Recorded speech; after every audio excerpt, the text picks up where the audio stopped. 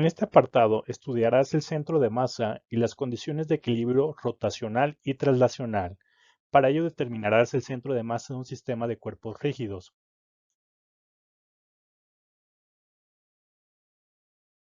El centro de masa es un punto que se mueve en la misma trayectoria en la que se movería una partícula si estuviese sujeto a la misma fuerza. En una circunferencia es más sencillo de visualizar el fenómeno, puesto su trayectoria es más estable. No obstante, en elementos ya más complicados, que son un poco más amorfos, como puede ser un bat, es difícil visualizar cómo se mueven, puesto a simple vista no se tiene una trayectoria particular, pero si te fijas en un punto especial, denominado centro de masa, podrás estudiarlo fácilmente. Las fórmulas del centro de masa se caracterizan por ser casi idénticas dependiendo del eje en el que se esté estudiando. Como puedes notar, aquí se tienen dos fórmulas que hacen referencia al eje X y al eje Y. En ambas, lo que deberás estar visualizando es la masa de cada uno de los elementos y su distancia. La M mayúscula hace referencia a que debes de sumar todas las masas del sistema. Un punto importante es que las distancias deberán ser consideradas desde un punto de referencia o desde el marco de referencia en el que tú estés trabajando. Para ejemplificar ello, se te indica el siguiente cuestionamiento. Determina el centro de masa del sistema que se ilustra en la siguiente figura. En ella encontrarás cuatro elementos de diferentes masas posicionados en diferentes puntos de un cuadrante del plano cartesiano. Como se te mencionó, lo primero que debes de indicar es un marco de referencia en el que tú sepas cuál va a ser tu origen y desde ahí empezar a medir. Para el caso del problema es sencillo, puesto está sobre un plano cartesiano donde usualmente se elige como punto de referencia al origen. Posteriormente a ello debes de establecer en cuántas dimensiones se está trabajando.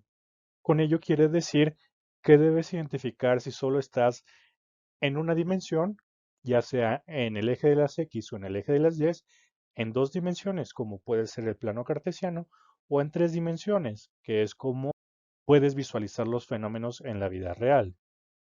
¿Por qué es importante ello? Porque de eso dependerá cuántas fórmulas vas a utilizar para obtener el centro de masa.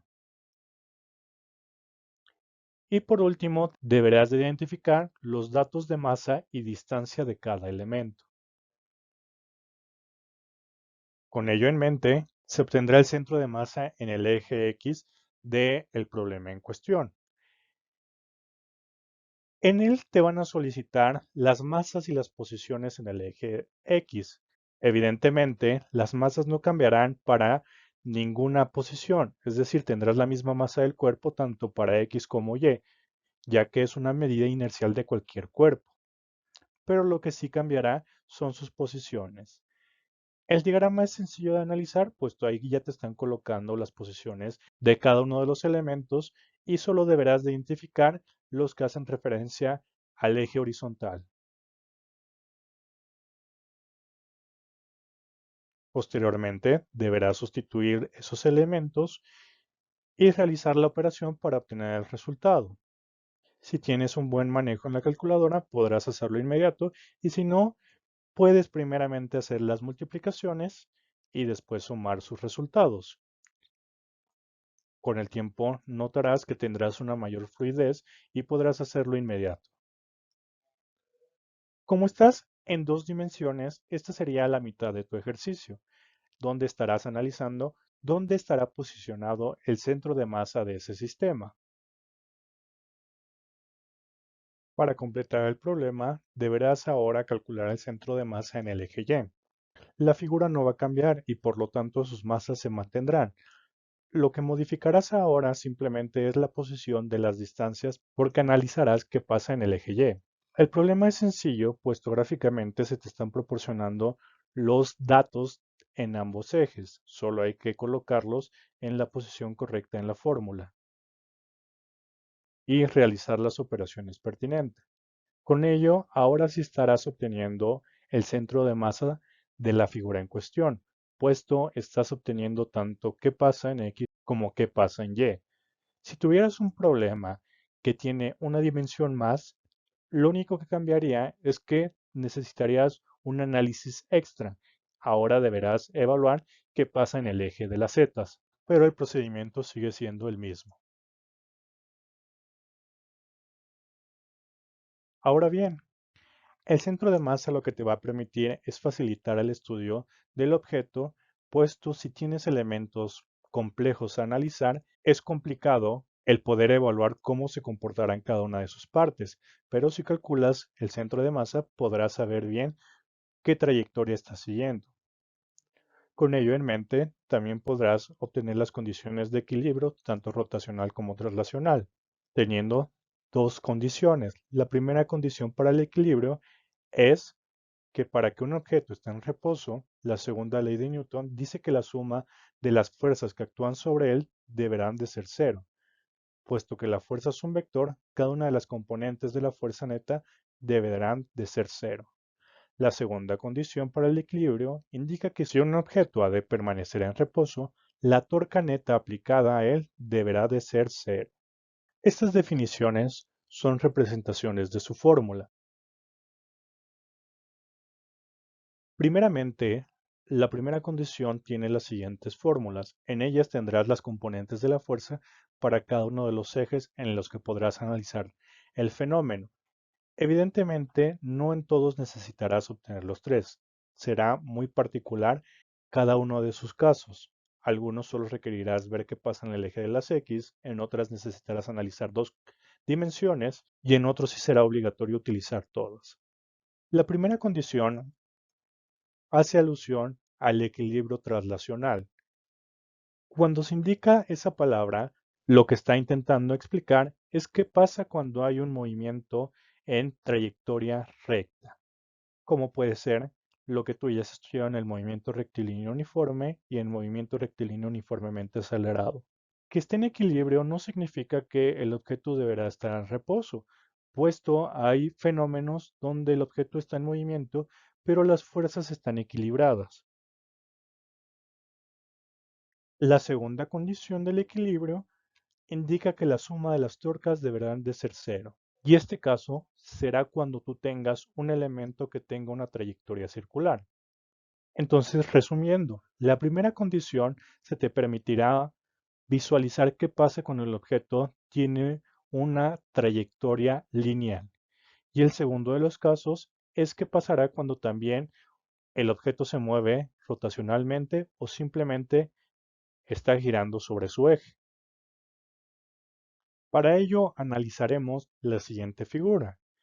¿Qué fuerzas interactúan? En esto una persona simplemente está recargando un libro y este no tiene movimiento. Para poder observar y analizar qué pasa en esta figura, deberás recordar tus clases de leyes de Newton, ya que deberás de comprender cómo interactúan las fuerzas en los ejes en los que se estén estudiando. Particularmente en este ejemplo, deberás observar qué pasa en el eje X y qué pasa en el eje Y y por qué se tiene ese equilibrio, concluyendo con el siguiente sistema de fuerzas. En él, al estar en la Tierra, se sabe que el peso irá hacia el centro de la Tierra porque es efecto de la gravedad. Y como el objeto no está en movimiento, debe de existir algo que lo contrarreste. Entonces en el eje de las Y tendrás el peso que irá hacia abajo y el que lo va a contrarrestar es la fuerza de fricción. Esta fuerza de fricción es ocasionada por la interacción entre la pared y el libro, que será lo suficiente para que se anule la interacción entre esas dos fuerzas y tendrás un equilibrio en el eje de las Y. Con ello ya tendrás una respuesta de una de las fórmulas. Pero ahora, ¿qué pasa con la fuerza de la mano? Esta deberá también ser contrarrestada con otra. Y para el caso particular del ejemplo, será la fuerza normal. A veces se nos complica entender cómo actúa la fuerza normal, puesto en los ejemplos siempre está presente cuando el suelo es uno de los elementos de nuestro fenómeno.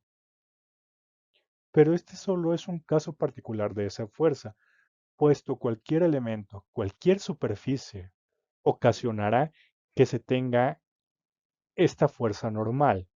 ¿Y qué es lo que hará? Evitará que los cuerpos se hundan, ocasionando que por lo tanto también el sistema en el eje de las X esté equilibrado y que por lo tanto el libro no tenga un desplazamiento hacia abajo y que tampoco pueda hundirse en la pared, cumpliendo con las condiciones del equilibrio traslacional.